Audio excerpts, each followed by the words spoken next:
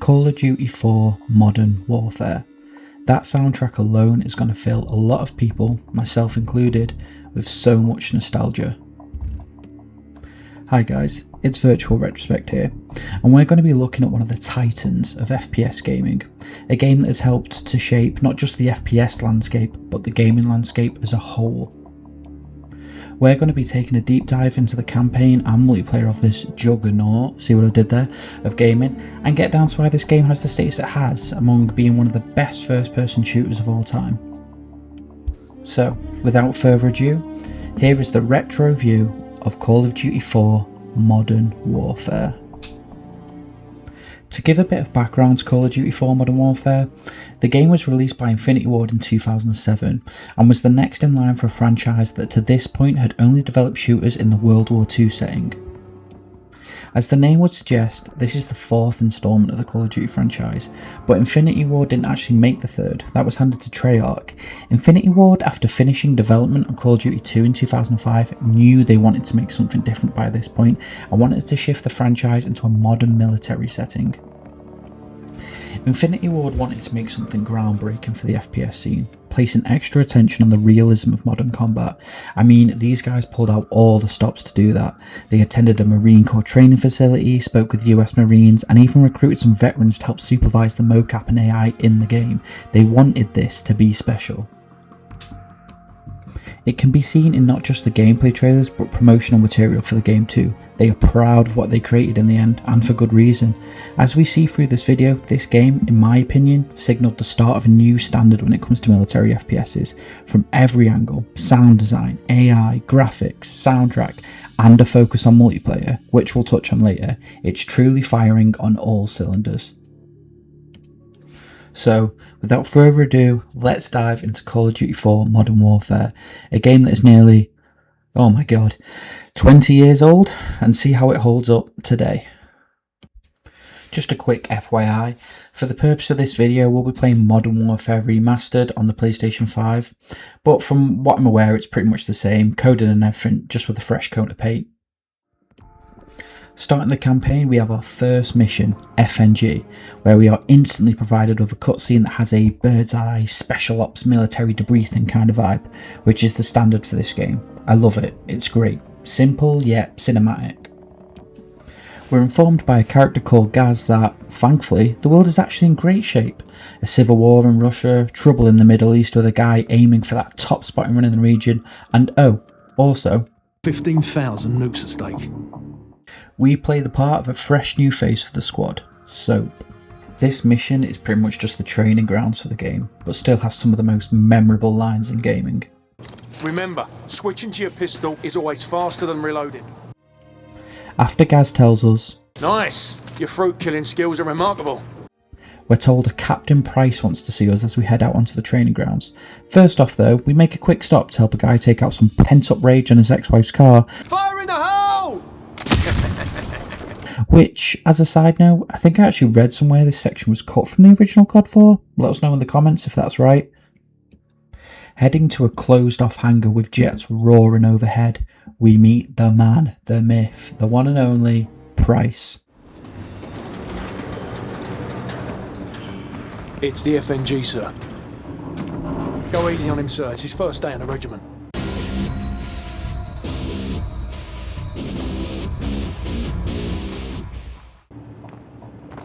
Right. What the hell kind of name is Soap, eh? How'd a muppet like you pass selection? The man with the best moustache game in the business orders us through a test firing range that would actually replicate the mission we would face next. And whilst we get a decent enough time for the hard difficulty to be recommended, it's nothing compared to Infinity Ward's best time. Just a little detail of Infinity Ward adding their best time, by the way, there has been videos on videos of people trying to beat that, and even easily exceeding it in some cases. Just one of the little things that help go towards this game's reverence within the gaming community. You can imagine Infinity Ward playing this section, competing against each other in the office for the best time, and you feel part of that, wanting you to get those better times. For the purpose of this video though, we will be playing regular, please don't judge me. Oh, brother, this guy stinks! With that mission closing, we get onto our second mission, Crew Expendable, where we're informed of a cargo ship holding a certain package that we need to retrieve. Starting this mission, we make our way towards the cargo ship and immediately descend down, clearing the bridge of any enemies. The start of this mission is stealth, taking out sleeping enemies and also one that's had a bit too much to drink. Last call. Hallway, clear.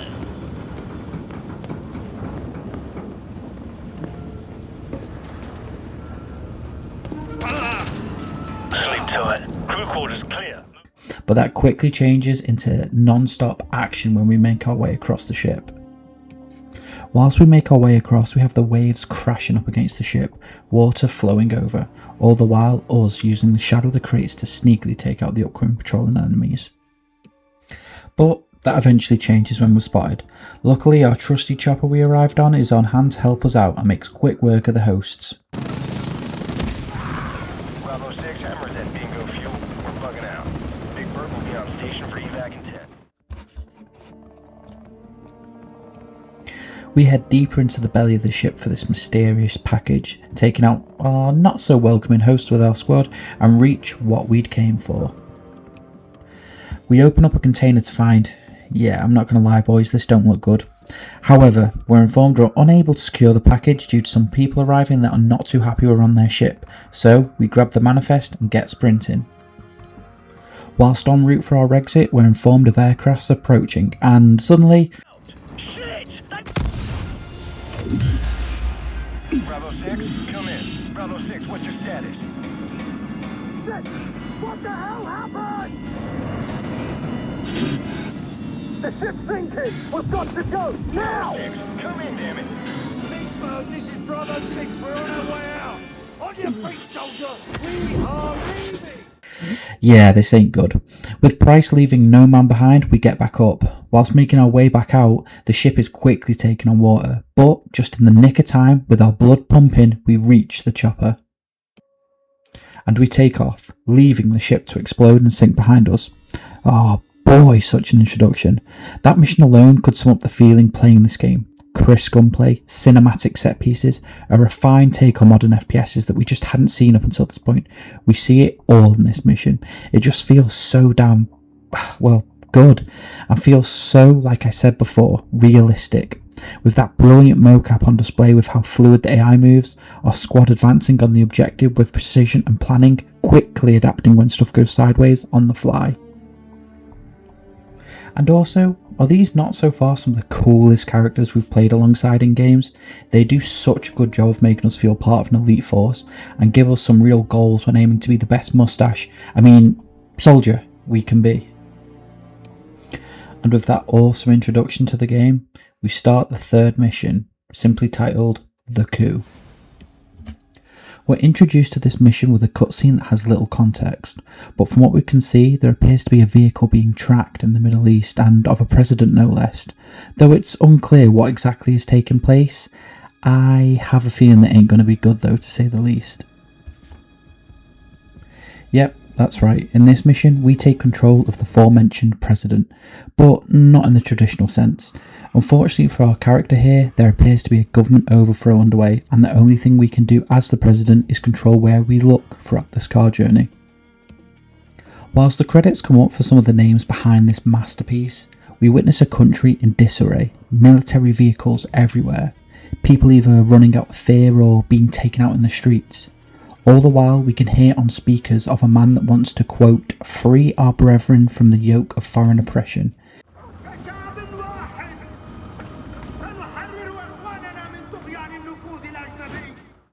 Yeah, I don't think this car journey is going to have the best of endings for the president here. One thing that is apparent through this cutscene is this coup has some pretty expensive backing, as we see not just choppers overhead but jets also roaming the skies.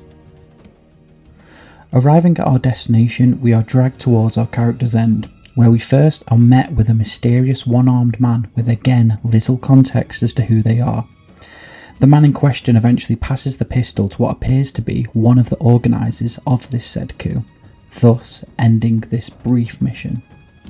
I really love missions like this, where they rely on the story not being spoon-fed to the player with other characters explaining what's happening, but for us as the player to pick up on details as we go through this mission. And what a mission it is. I mean, we just played as a president undergoing a coup and being on the receiving end, not as the hero saving the day. This mission does a great job and really makes us as a player feel the weight of what is taking place in this story. Whilst being one of the shortest missions in the game, it's also one of the missions that carries debatably the most weight. We are then thrown straight into the cutscene for the 4th mission, where Gaz, shocked, informs Price of what has just taken place, and on live TV no less, to which Price informs him the Americans have plans for Al-Assad, but that we will be making a move on codename Nikolai, to which Price further explains is the informant on the Russian side of this global unease who actually provided the intel for the cargo ship mission. In this 4th mission, titled Blackout, we again fill the boots of Sergeant Soap. This mission, taking place in the Caucasus Mountains of Russia, and centres around us meeting Russian loyalists who will help us get to Nikolai, provided we help them, of course. This mission perfectly blends close quarter stealth and long range more open warfare, where we can make perfect use of sniping positions. The close quarters stealth is probably no better illustrated, however, than towards the end of the mission, when saving Nikolai, where with the power cut we are required to use our night vision goggles to take out the enemies waiting inside. Whilst clearing out this house, you will actually see soldiers managing the sudden power outage in their own ways, making us feel powerful but in a more skillful, stealth-related way.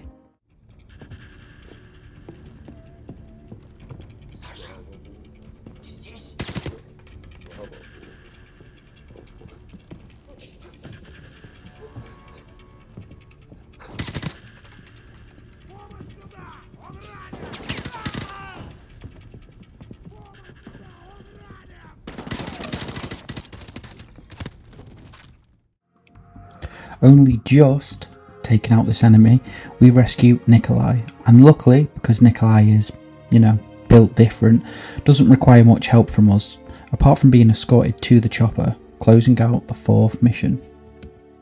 Entering the chopper, Nikolai asks Price if the Americans have already started the invasion to take out Al-Assad, to which Price responds, no, that actually starts in a few hours, and wonders why, to which Nikolai simply responds that the Americans are making a mistake and they will never be able to take Al-Assad alive.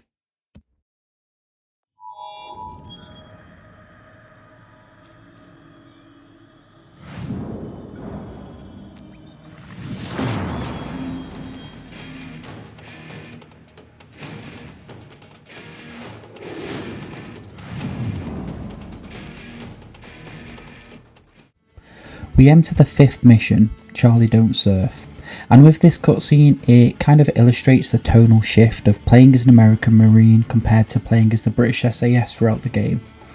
As when playing as British it is more stealth orientated, more close quarters with a select squad, compared to playing as an American Marine it is more loud, brute force in your typical war scenario.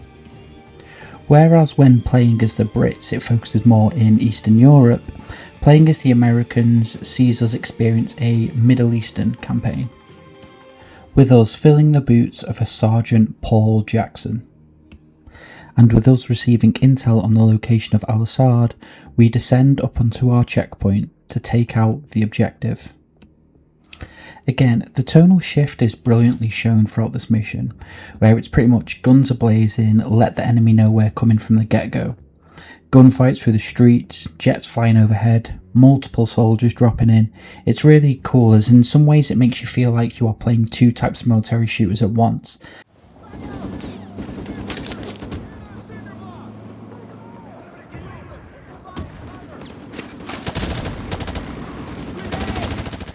And I guess you kind of are. Towards the final section of this mission, we make our way up to a TV station, where we are informed is the location of Al-Assad. This location is very different. It's not the usual backdrop for a military shootout, but it is still just as fun, where it feels like nearly every person in town set up camp in this station waiting for us to arrive. Being successful in making our way to the top of the station, we hear the man we're after, Al-Assad. I think he's in there. I hear him. Do it. Time to take him, and it's not him. Discovering it's a pre-recorded broadcast, the intel is reported in as well.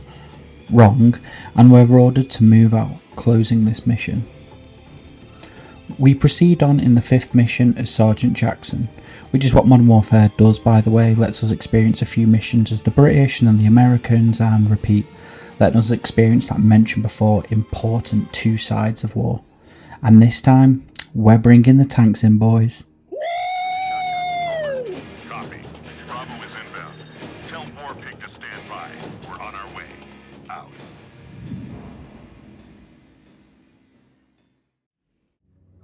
This mission is called the Bog, and whereas the previous mission you feel like you're proceeding across the path just clearing enemies that happen to be on the way, this mission feels a lot more like the locations are heavily fortified, with waves of enemies being in each building or location along the way. It's another great shift in gameplay, as you feel like you need to hunker down in every location and you don't feel like you can just sprint and spray and pray. We also get to use more of your classic big military weapons in this mission, such as a mounted machine gun to clear the last enemies in a building we're clearing, or a launcher to take out multiple tanks, again showing that before mentioned tonal shift in playing as a Marine compared to SAS.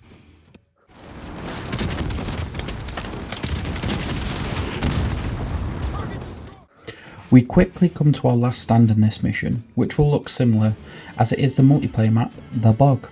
In this mission, you really have to pick your times to advance, as the mission will throw waves of enemies at you.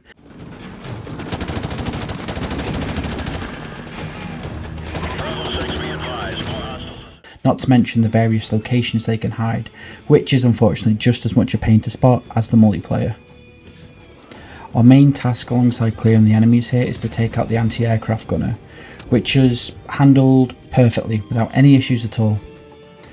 And then plant the beacon ready for the air support, so this enemy fortification can be reduced to smithereens. Clearing the path for some of our tanks to make way, we switch back to the SAS for the 7th mission, where, following the 4th mission, we are on evac with Nikolai and... What the bloody hell is that? Incoming missile! Nope.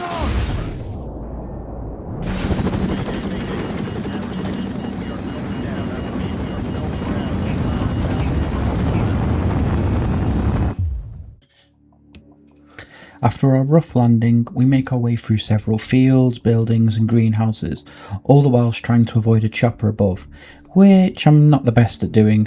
Thankfully though, we encounter a stinger, allowing us to...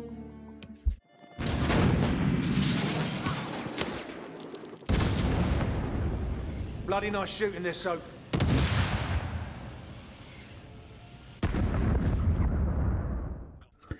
At the end of this mission, we're informed of the friendly AC-130 entering the airspace thanks to our American eyes in the sky, that produced the shock and awe to take care of the upcoming enemy infantry.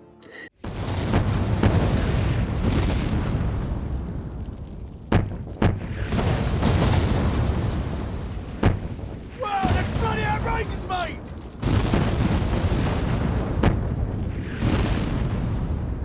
Bravo 6 will cover you all the way to the extraction zone. You better get moving.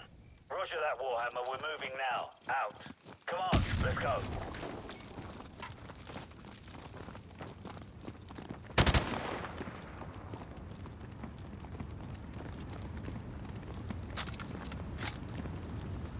Signalling the beginning of the 8th mission and one of the most iconic missions of this game, Death from Above. Death from Above is such a different mission to the rest of the game. The cutscene, for example, just wants you to take in the details of how powerful the weapons you're about to fire are, and they feel that way, with the impactful blasts, sound design and bodies just being flung through the level that we'll witness.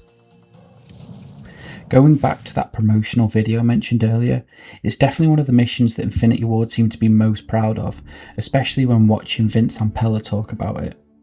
Here we go. There's the wave. Where's the wave? Hot damn. AC-130 level is not a trick, it's an actual game level. where you're flying above real-world geometry. If you were to fall out of that plane, you would fall to the ground. I mean, everything's there. There's real AI down on the ground reacting to what's going on. It's a really exciting level. Death from Above has us following the SAS across your typical mountainous, woody, Eastern European village. Not too dissimilar to the previous mission, as it basically carries on directly from that. The SAS in this mission, by the way, being marked with strobes. The arsenal we are able to use throughout this mission consists of 3 different tools of destruction. The 25mm for the lightest gunfire, the 40mm for that in the middle sweet spot, and the 105mm for the fans of Highway. Keep up the fire. Bravo 6 out. Roger that. This mission, like every mission in this game, is just so damn fun. From the point where we're casually informed we can engage just to rain hellfire down on the enemies below, our fellow soldiers getting giddy when we clear out where some enemies were taking cover, or simply demolishing buildings that enemies were coming from, to seeing enemy bodies being flung across the map. It's roughly only 10 minutes, but makes such an impact, which, as a side note, that's one of the remarkable things about the old school COD campaigns as a whole. A lot barely surpass 10 minutes, but they make sure from start to finish they are fun as hell to play. One little detail I noticed in this mission as well, which maybe isn't as big a deal but I thought worth mentioning, is when you're listening to the AC-130 chatter, they don't just straight away know every detail of how best to proceed. They are from a high altitude with not always the best view of the landscape, and you will actually hear them when chattering sometimes second guess themselves or just not sound completely sure of what they're saying in order to proceed. It just adds to that realism factor and helps the game to age effortlessly. With the flashing beacons, those are friendlies. Heads up. Hostile forces are setting up ambush points along the curved road. Navigation, which one's the curved road? Over. Fire control. Do you see the water tower? Over. TV, confirm you see the water tower. You talking about the water tower near the intersection? Roger. That's the one. And next to that water tower is a curved road. Do you see that? Roger that. Track that road into the next village. You should be able to see another water tower in the village further down that road. We're having a bit of trouble acquiring the village. How far up the road is it? Approximately, hang on. It's about 2 clicks along the curved road going away from the highway. With us helping the squad reach evac, we move on to our 9th mission, War Pig. We continue as Marine Sergeant Jackson, furthering that all-important mission of pushing onto the capital and reaching Al-Assad. I love how this cutscene, similar to other missions just like Death from Above, detail not just the weaponry on certain things, but even how much they cost to produce. Little details like this help you feel the weight of the mission you are carrying out, the league of the armed force you're in, and the power your team holds.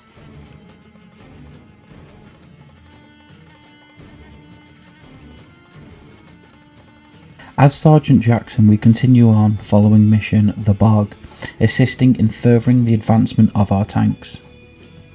This mission mostly takes place in a town street where you will have to find cover between what were once houses and shops whilst clearing out Al-Assad's men. You have to be on your toes in this mission, as very frequently there will be an enemy around a corner or an enemy that is just run into a room attempting to get the drop on us.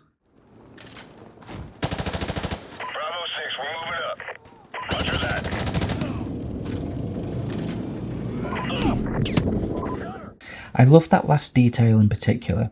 It happens frequently throughout the campaign, but it never feels unfair, as the game always lets us see the last second as they're entering said room, where we can shoot through the door to take them out, meaning if they ever do succeed in getting the drop on us, the fault is on us, as we should have kept our eyes forward. With the oncoming tank being taken out,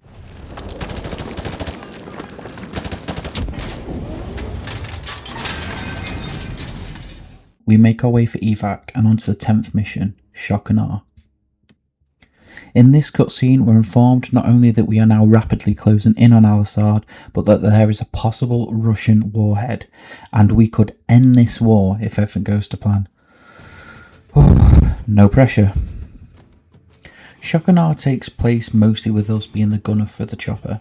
It's a nice change of pace, as whilst defending the chopper we'll be dropping off troops to different areas within the mission, rather than us getting up close and personal. After a quick boots on the ground stop to clear out a construction site being used as an enemy stronghold,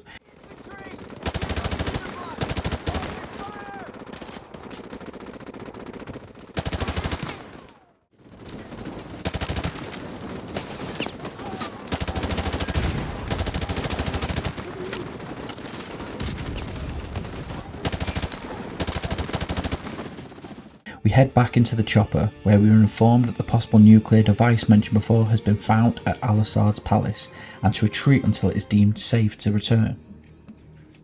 Right after that being communicated, an accompanying chopper goes down. We request clearance to carry out a search and rescue, which is granted, but we are reminded we will not be at a safe distance if the possible nuke goes off. With us leaving no man behind, we acknowledge that, and head down to rescue our fallen comrade.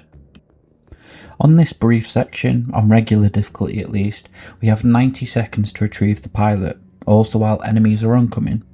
Luckily we fetch the pilot fairly easily and return ready for evac.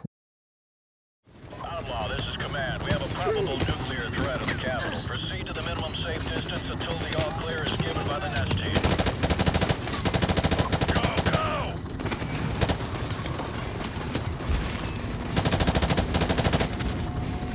Ladies and gentlemen, this is your captain speaking. We're in for some chop. Hang on. Taking the next tower.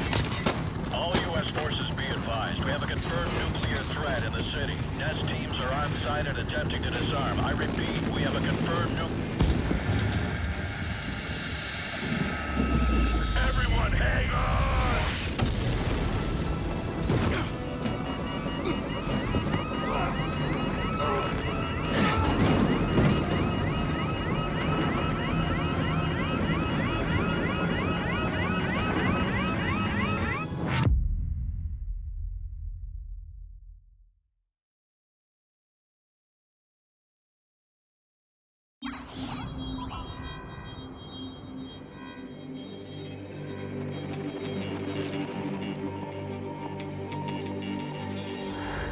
Something has happened. What appears to be an explosion in airplane proportions remain sketchy and unconfirmed. To set off what appears to have been a nuclear explosion in his own country. Something larger, but no word yet on whether Al-Assad was among the victims or may have been a suicidal mission.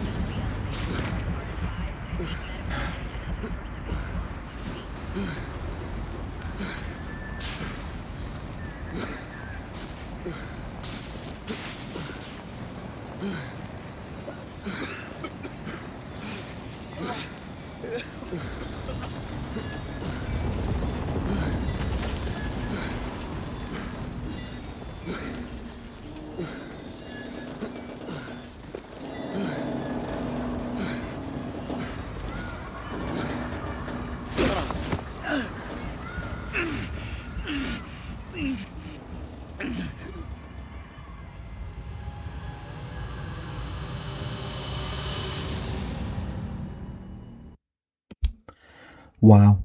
Like, just wow. I wanted both this mission and what is technically the 11th mission to play out uninterrupted, to really let it sink in what just took place. A nuclear bomb exploded, something that has only happened twice in a populated area in human history. Both those previous times taking place in the Second World War. The impact is so greatly presented here, not just from the initial explosion but from the following mission, appropriately named Aftermath. Playing out our last seconds as Sergeant Jackson, we are surrounded by the devastation caused. a nuclear hellscape. A fellow soldier walking by, too wounded to utter a single word. All the whilst we hear what seem to be the faint sounds of children playing.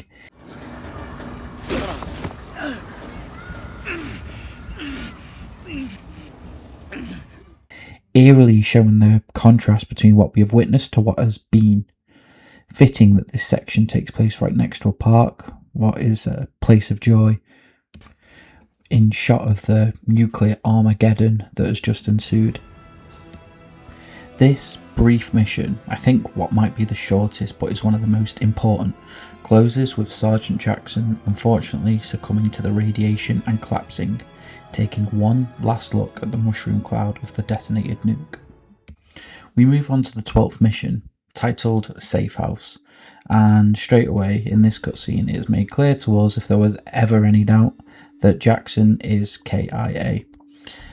We move on as the SAS, where we're informed by Nikolai that Al-Assad was never even there. He'd already fled to Azerbaijan, making the loss of one of our voiceless protagonists all the more painful. This mission takes place in Azerbaijan, and we quickly learn that the ultra-nationalists are killing the villagers, to which Gaz states, "In this mission we have to basically sweep and clear all the properties in the vicinity. Luckily, however, we have a chopper gunner to help in getting up close and personal."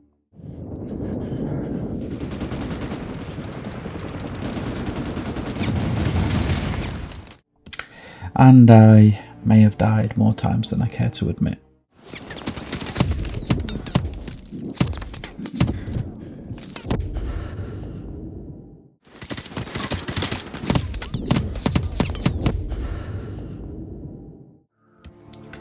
Clearing all the buildings, we move on to a farm on the outskirts of the village, to which, after taking out Al-Assad's goons, Price, needing no help, captures him.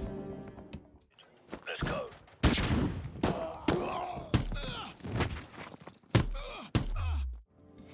With Price having a heart-to-heart with Al-Assad, we receive the information of who provided the nuke from Al-Assad's conveniently ringing phone. We then move on to our 13th mission, the iconic All Gillied Up, and take a trip back 15 years. Who was that, sir? Zakayev. Imran Zakayev.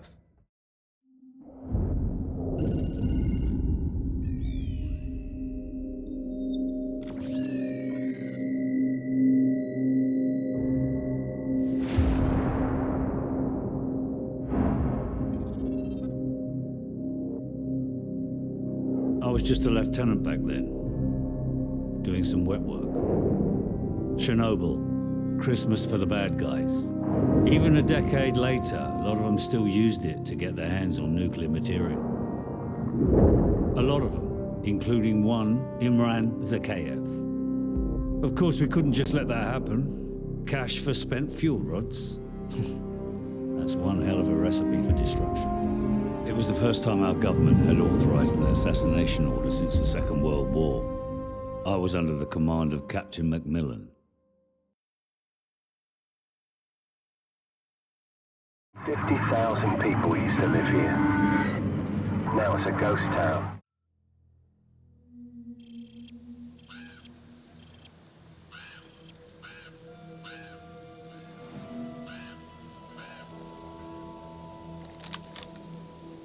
Too much radiation. We'll have to go around. Follow me and keep low.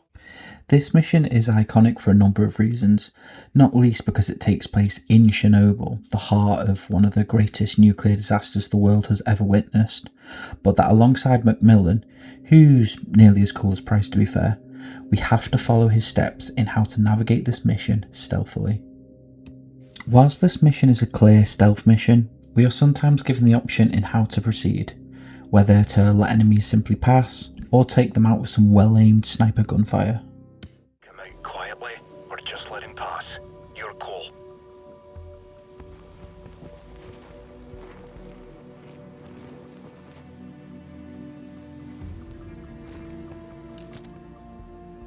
Tango down. Go.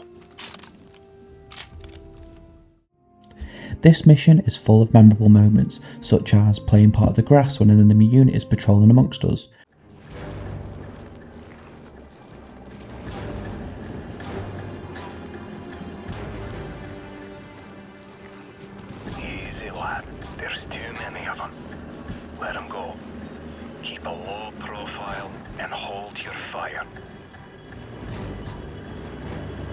try to anticipate their paths.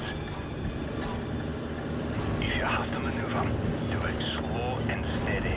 No quick movements.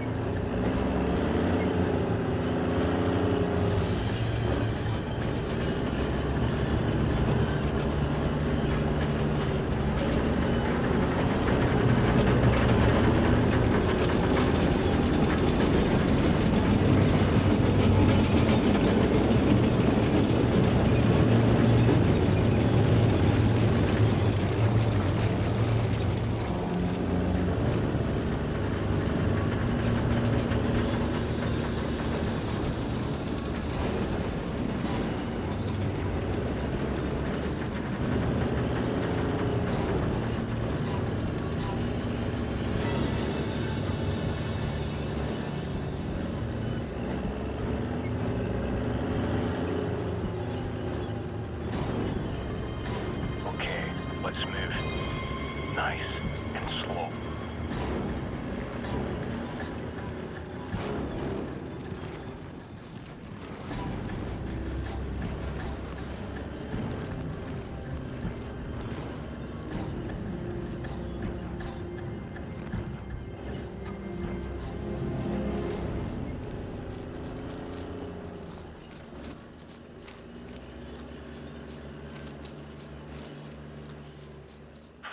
To crawling under an enemy convoy.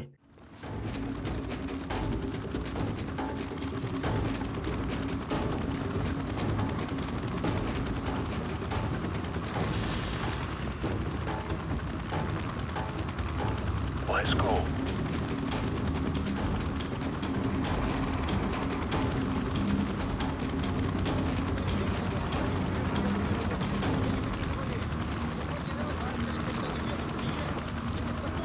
There's a truck coming. We'll use it as cover. Keep moving.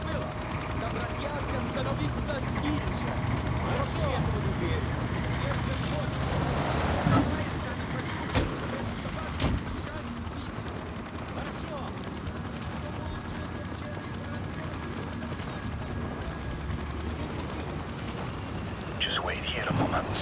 When they leave, crawl out and stay low.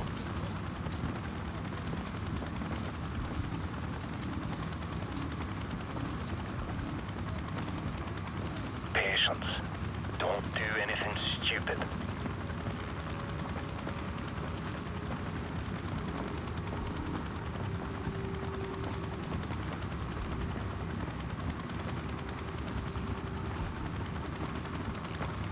Stand by. Stand by. Go.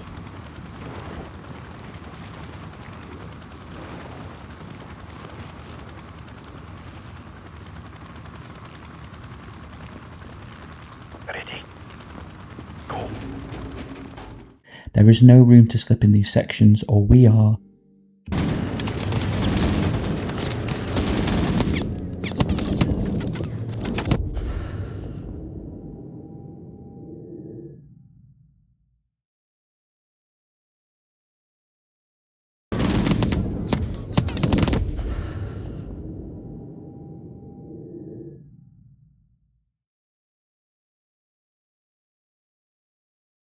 The last couple of minutes in this mission focus on us entering multiple buildings that have since been forgotten, overgrown and left to the elements.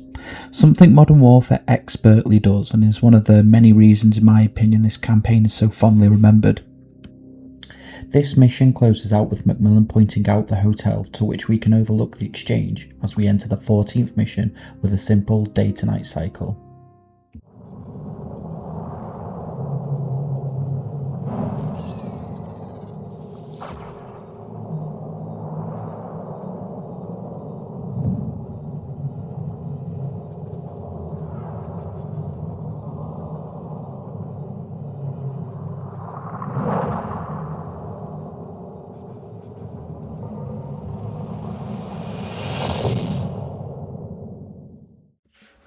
This mission title is ironic, being called One Shot, One Kill, as we already know Price was not going to be successful in doing that.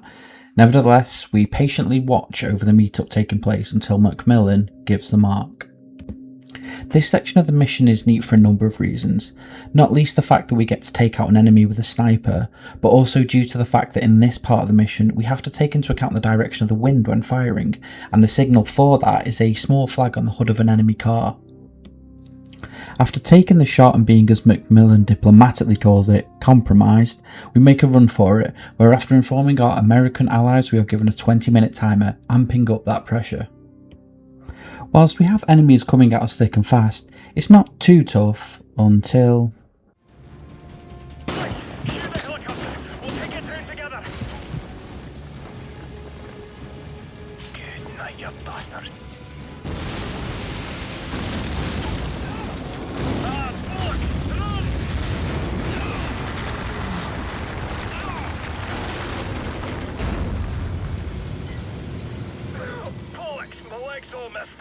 I can't move. Sorry, mate. You're gonna have to carry me. Nah, though, in all fairness, this section of the mission isn't too difficult.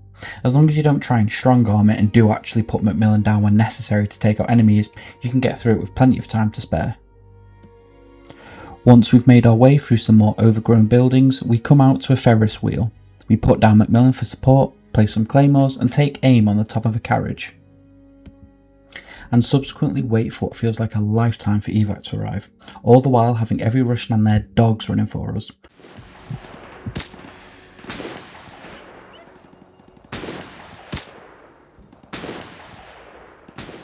Complete with choppers and the works. After the chopper arrives and these enemies graciously don't shoot us until we set off, we come back to the present day in Azerbaijan, 8 hours after the death of Al-Assad, in the 15th mission, Heat.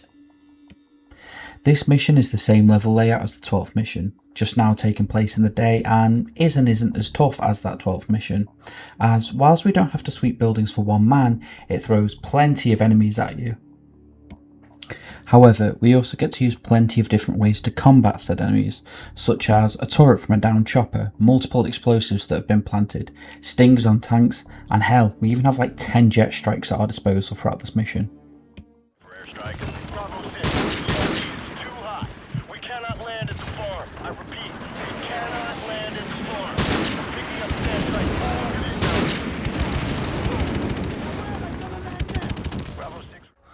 Which we definitely need to get back, as Modern Warfare loves to throw mission timers on us a bit more towards the end of the game, you know, to really up the ante.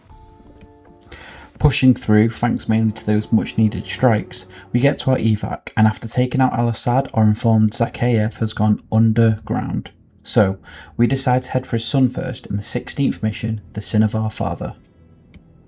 It's important to point out from this point, the missions are referred to as joint operations between the SAS and the USMC, and it really kind of creates this message that we are pushing forward together to get revenge for the nuclear attack, which I really like. It creates a really good tie-off for the last few missions of the game. And whilst we've worked with the USMC throughout multiple missions, we now join each other on a boots on the ground level. We start this mission by taking out a guard post and playing dress up, in order to take out Zakhaev's son, which goes about as well as you would guess. He's gonna hit the tower, hang on! Oh shit!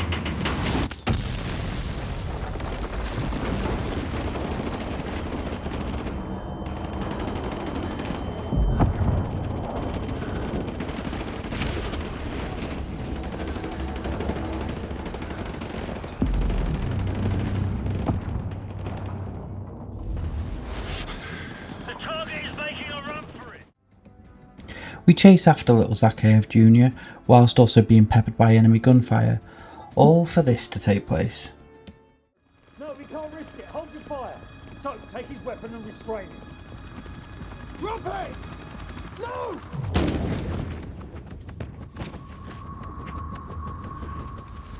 Shit, kid's got some issues. Best play, this is Bravo 6. Zakhaev's son's dead. We're coming home. His son was our only lead, sir. Forget it. I know the man. He won't let this go unanswered. Let's go. With our only lead removing his brain, we head into the 17th mission, Ultimatum, with our antagonist stating, so-called leaders prostituted us to the West, destroyed our culture, our economies, our honor. Our blood has been spilled on our soil. My blood on their hands. They are the invaders. All US and British forces will leave Russia immediately or suffer the consequences. Yeah, I don't think he's our biggest fan, to say the least. On our way to Zakhaev, we immediately learn Griggs is in a spot of bother, and doing what we do best, we arrive to save the day. So, cut Griggs loose, move. About damn time. I was starting to think you guys were gonna leave me behind. That was my first thought, but your ass had all the C4. You alright? Yeah, I'm good to go. With Griggs back with our squad, we head to take out the tower in order to... We need to knock out that tower so the advanced teams can breach the electrified perimeter. And... Charge is set. Everyone get clear.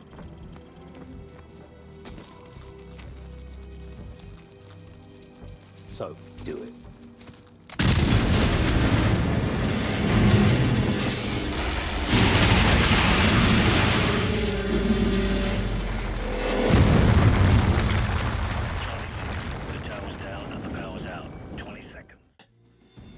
Look, I'm a simple man, okay? For the remainder of the mission, we do what COD does best and take out many enemies through various shooting galleries, many with RPGs in this section, and then... So you guys made it. We'll give you sniper cover once you're inside the perimeter. What the hell is that? We got a problem here.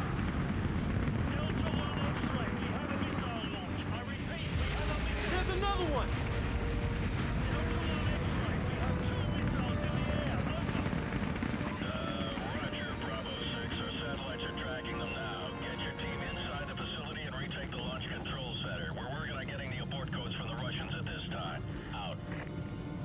It's on now, Captain.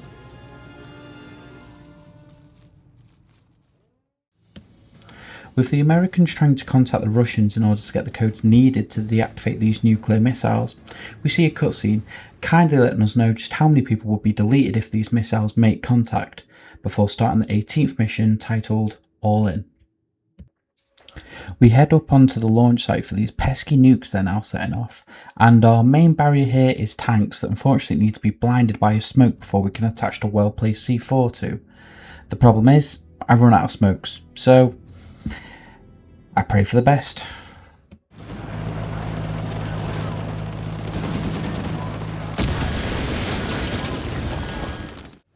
Also, 10 points to Gryffindor if you can guess what multiplayer map this mission is set in.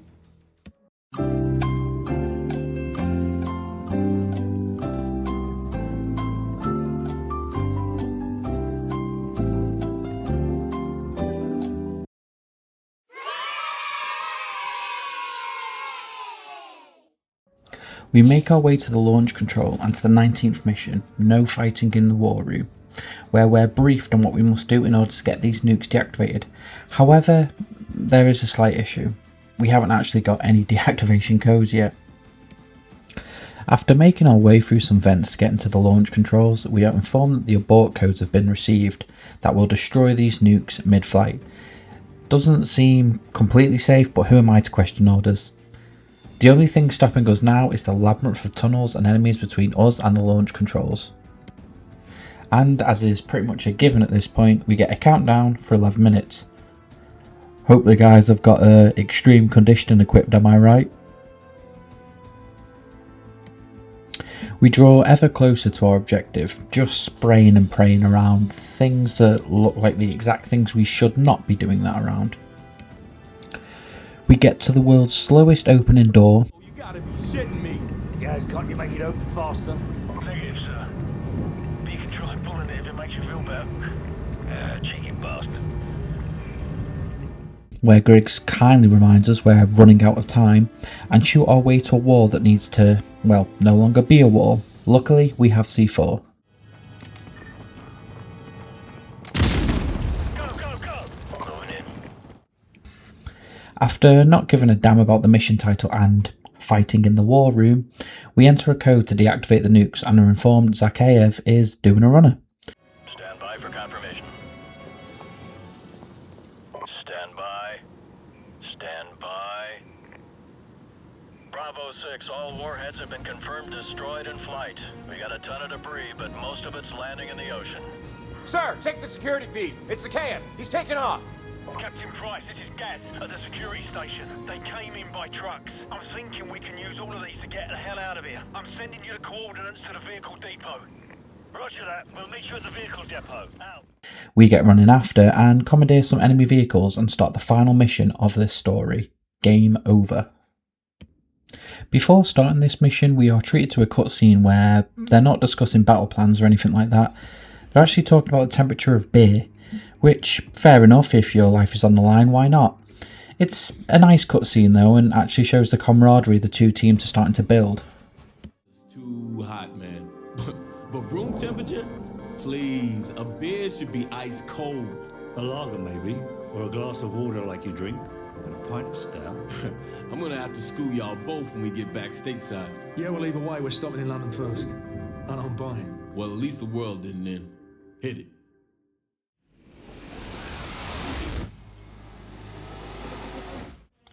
This final mission is just a non-stop pedal to the metal action scene on rails, and I love it. Yes, there's no great deal of skill or tactical thinking in this final mission, but does there need to be? COD's built a name of having these kind of bombastic, crazy, Michael Bay-esque action scenes, as is shown here, and it's great. We are just flooring it, ignoring all road safety and peppering trucks loaded with enemies with gunfire. Which, whenever we've taken out the enemies, more often than not, the driver decides to just go, headfirst into anything and blow the vehicle up. All the whilst this is going on, we have a hind that will not just let up, and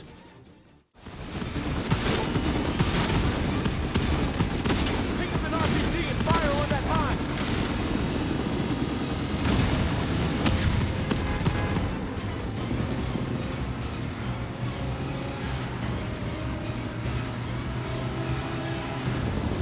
Hind, 12 o'clock.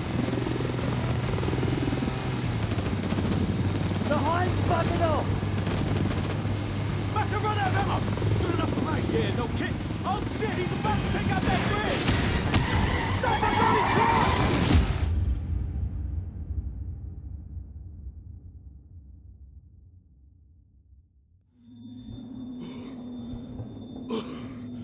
The bridge isn't gonna hold. Move, move, move!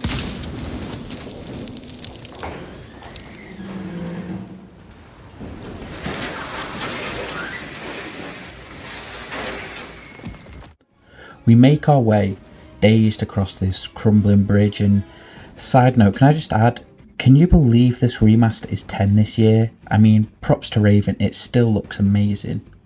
But anyway, like I said, we make our way across this bridge. We come up to a stalemate with the enemy forces, and we are clearly severely outnumbered when, well, I think it's better to just let this ending play out.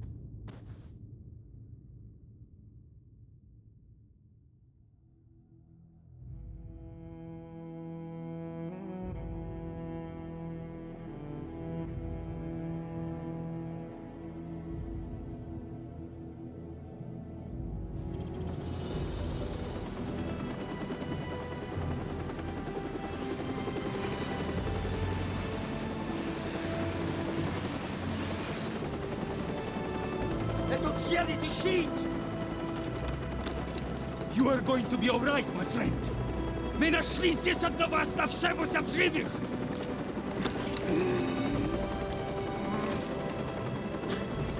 Заберите его отсюда! Быстро, давай! Мы должны доставить его в госпиталь немедленно!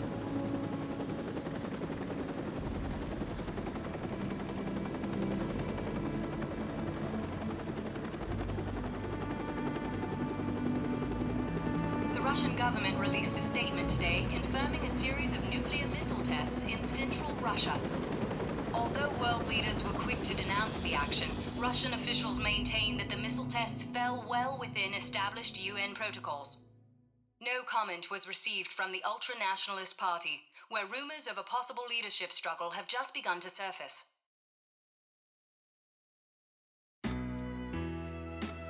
Hot off the heels of Call of Duty 2, the Infinity War team has been developing Call of Duty 4 Modern Warfare. We're making a more sophisticated, deeper Call of Duty experience. Variety is the next big thing for us. We're going deep and we're going hard. So yeah, that's the ending.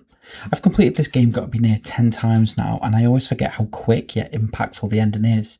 Like, imagine for a moment back in the day when this came out, Griggs dies, Gaz dies, and we don't even know if Price lived. I was 10 at the time of the original, and I'll admit, wasn't a big COD fan, but can imagine it grating at me for not having any answers for another 2 years. Infinity Ward didn't let the solemn linger though, for too long, as we have some truly great credits music. Marines, SAS, hands up. Zakeyev, hand up. Yo, shout out to Price, the one-handed bandit maker. Gas and Vasquez, disbanded, any takers.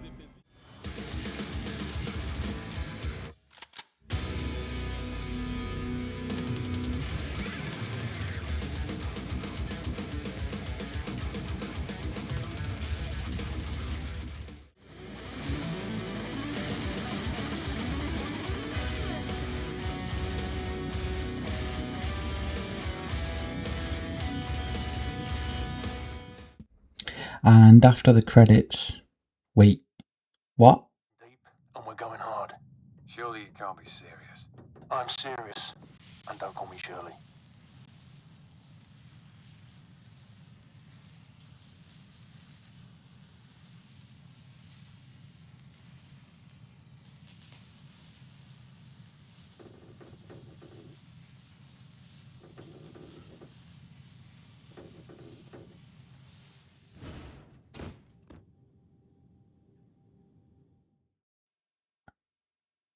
Infinity Ward treat us to a little bonus mission called Mile High Club, and even this is just brilliant.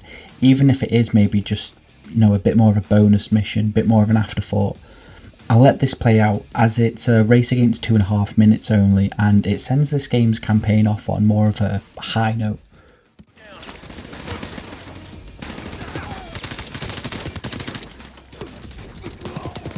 X-ray down. We got a whole breach! Get down! Get down!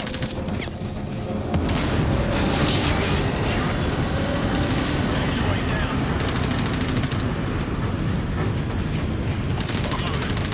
Tango down.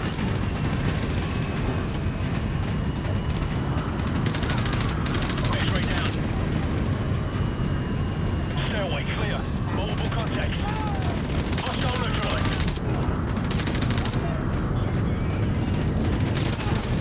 Target neutralized.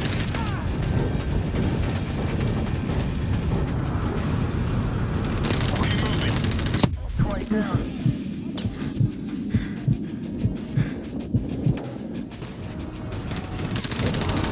X-ray down. Move up.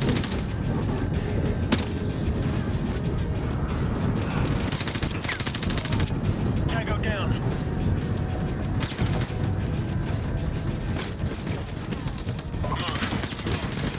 Target neutralized.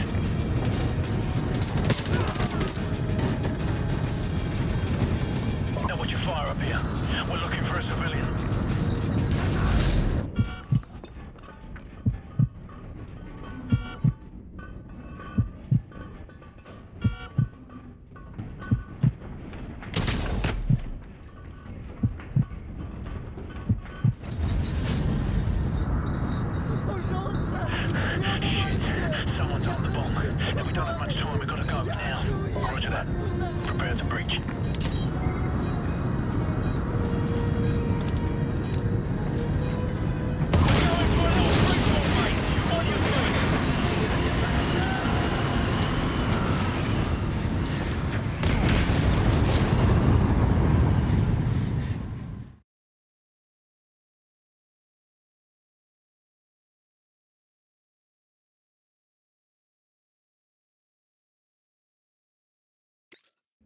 Man, what a way to end a game.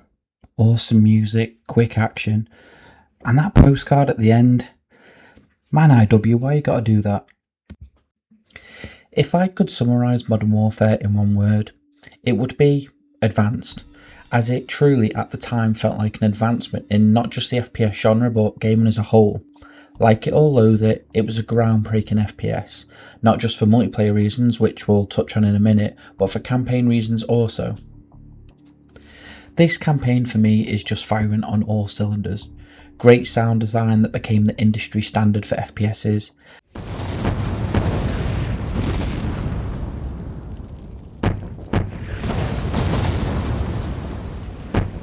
Whoa, that's bloody outrageous, mate!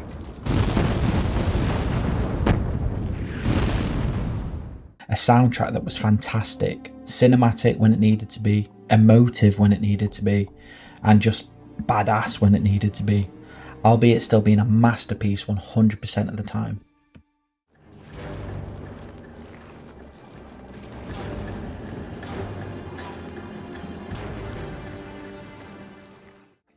Whilst we did play the remaster, and again, I have to give props to Raven who handled that remaster, it was great then and still is now. The graphics and design of the original still has aged pretty well. Maybe a bit rough in some places, yeah, but the game is 19 this year, so who's judging? The story though, it's quite often the case that, especially nowadays, the campaign of FPSs in the military setting are overlooked as dull and unimaginative. But there is a reason classic COD campaigns and Modern Warfare, being chief amongst them, are remembered so fondly. It's, I guess in some ways, a simple story. Try to stop the bad guy from plunging the world into chaos, whilst losing friends along the way. But if one word could sum this campaign up, and it's something I saw T-Dog Smitty say first, so shout out to him, it's aura. The story doesn't push us to try and feel a certain way, it's natural. A brilliant cast of characters that we genuinely care for, only for them to be taken away, and not in a cheap way but in a grand culminating battle. A main villain whose motivation to clear and inflicts a disruption in the world seen only once in a lifetime, giving us a clear motivation to put him to an end, especially after taking Griggs and Gaz out at the end, which I will never be over. Like I said, it's simple but effective. It's simple but not dull. They could have just done a, here's a bad country we're at war with, go and stop them, save the people and save the nation, but it's not. It's more complex in its setting, playing as the SAS in the more secretive operations, and then playing as the Marines in the more loud, classic Modern Warfare we think of today. The lines are also blurred throughout this campaign, with us sometimes questioning the actions that our characters do along the way. Should they have effectively tortured and executed Al-Assad? Should they have joined with the Royalists? I mean, their motivations don't exactly sound to align with ours. But that's one of the many things that makes the story and setting great. It shows a muddied picture of war. I mean, war always is, but I mean, it doesn't just show some image of war where it's, you know, we're good, they're bad, star-spangled banner, patriotic times 1,000. So again, to go back to my statement of it firing on all cylinders, I mean it. I really tried to think of one thing it fails on, and I'm struggling. The gunplay was second to none at the time. The setting handled expertly. Sound design and soundtrack, brilliant. The voice acting, again, brilliant. And the storytelling, deeply gripping. And that first thing I mentioned, gunplay, that brings us to the other thing about this game. Campaign is just one pillar that makes this game remembered so fondly, but there is a second, the multiplayer, possibly the reason that made COD stand above the rest. The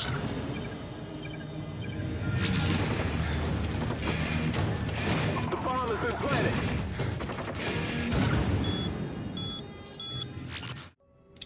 Infinity Ward really wanted to create a multiplayer that stood out above the rest of Modern Warfare, and it does that certainly. To the point, I would actually argue that if it didn't have multiplayer, I don't think it would be nearly as remembered to this day. A bold claim, I know, given all the praise I have given the campaign.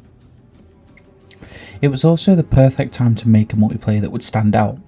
Xbox was pushing their Xbox Live service, PlayStation wanted to rival them with PSN, and at this point, I think console-wise anyway, Halo was probably leading the charge when it came to online gaming for consoles.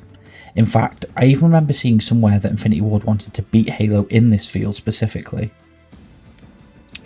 Halo 3 was its direct competition around this time, and I remember this time, kids around school arguing about which franchise was better, despite them only really being comparable to the fact they were both FPSs. But did Call of Duty succeed in beating Halo? I don't know if I would go that far. I remember Halo still being very popular, but man, if it wasn't on par. In Modern Warfare, so many things were introduced that we now see today as a standard in gaming. Such as Creator Class, where you would be able to customise your loadout and the detail that was included within that, such as not just being able to pick specific guns and choosing an attachment for your primary and secondary weapons, but also being able to pick a lethal and tactical grenades along with 3 perks, a large variety of added bonuses to your loadout that range from having increased health to increased damage or even just having the ability to equip an RPG. You would unlock these different guns and perks through simply levelling up from level 1 to what COD has settled on as the sweet spot with levelling 55, where you would then have the option to prestige, which you could do for clout, but if you did, you would start right back from level 1, forcing you to have to earn everything back again. This could be done 10 times and you got a neat new level emblem every time, but if you saw someone with this emblem, you knew they weren't messing around. It was also the first COD to introduce weapon camos, neat little paint jobs you could equip to your guns that you were doing through completing challenges. Again, something that is a staple of COD and FPSs at large today. Like I said, so many things that are standard for FPSs and gaming as a whole, if weren't introduced by this game, were popularised by it at least. There was also just so much variety in the game. The game launched with 16 multiplayer maps, so many being iconic that have been remastered and added to more modern CODs, with a DLC later on that actually added another 4 additional maps, bringing the total map count to 20. These maps, whilst all were just reworked sections of campaign levels for the most part, were great. They were careful where to change certain things up in order to make the flow more fitting for the multiplayer modes. Which brings me onto the next thing, what we could play on these maps.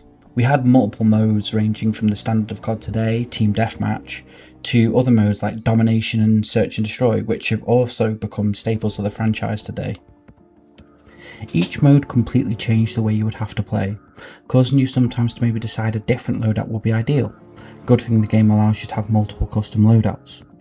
Team Deathmatch, for example, would be more relaxed with a simple 6v6 match where the first team to reach 75 kills would win, whereas a domination match, whilst also being 6v6, would place 3 points of interest on the maps that would need to be captured, with the first team reaching 200 points from having 2 of those 3 points for the longest amount of time winning, and everyone spamming frags, smokes and just causing general chaos on B, to be honest.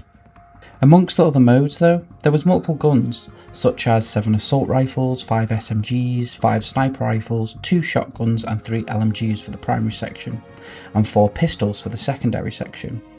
Whilst these guns did not allow for many attachments to be equipped, especially by today's standard, in fact, it actually only allowed for 1 attachment to be equipped to a gun. I actually liked this. It made that choice of the attachment that would accompany your weapon all the more meaningful. Do you choose the red dot sight for better accuracy, or do you choose the silencer to reduce your chance of being located on the map? All that is why this game had one of the best multiplayers at the time. It didn't settle for being second best, it wanted to be the best by thinking outside the box and asking, how can we make the player feel at their best when playing? And honestly, Creator Class is a stroke of genius in that regard. Now, it would be wrong for me to not mention the remaster, specifically, as that is what I am playing for this retro review. And whilst it is very good, just as the campaign, there is some issues. I remember when getting this alongside Infinite Warfare and seeing they had added a boatload of more customization options, such as emblems, player cards, customizing your soldiers' outfit patterns, etc.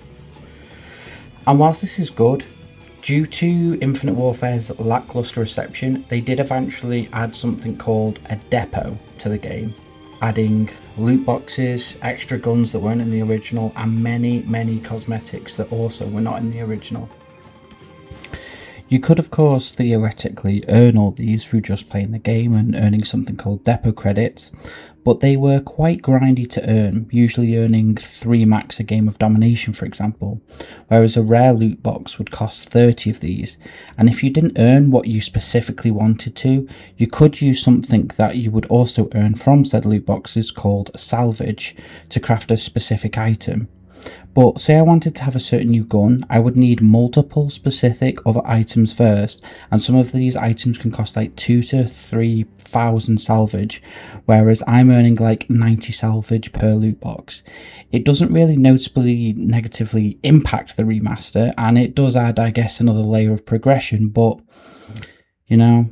Oh, also, they charge for the additional map pack, which I remember at the time rubbing a lot of people, myself included, the wrong way, given this was a remaster of, at the time, a nearly 10-year-old game. That out of the way though, the remastered multiplayer is great and sticks quite faithful to the original otherwise. There is a few colourful, shall we say, added reskin maps, but there are only 3 which were added for events they did throughout this game's year-long life cycle. But that little rant out the way, the gameplay, man, so many brilliant added features. Kill cams to see how you got taken out, final kill giving one of the players in the lobby the spotlight, and if you got into a mic'd lobby back in the day, god damn, there's a reason these old school COD lobbies are legendary, and maybe not all for the best reasons. The game y'all can't play, goddammit. Getting your asses beat every fucking goddamn day, you bitch-made ass motherfuckers. You got an L tattooed on you. The multiplayer was something to behold, and luckily I'm pretty sure from the original COD 4 onward, on console at least, the player bases are quite active. It's mostly team deathmatch that's populated, but on the remaster for example, I was able to find TDM, domination, search and destroy, and even hardcore TDM on UK daytime, so the remaster definitely is still fairly active. One last point about this remaster before I go. And Mark your Dom for that matter. Anyway, if you made it to this point in the video, thank you. This is a game and franchise I'm very passionate about, and I hope I was able to give some people, maybe even people that didn't experience the original or remaster of said original, an insight into why it was so legendary. Without this game, I don't think COD would be as popular as it is today. So, if you haven't given this game a go, especially if it's on sale at any point, but even if not, still do. It's got a great campaign and, like I said, fairly active multiplayer. Anyway, that's it from me guys. Again, thank you so much for watching. Subscribe if you'd like to see more content like this. Comment below your fondest memories of the original Modern Warfare or remaster, and I'll see you next time.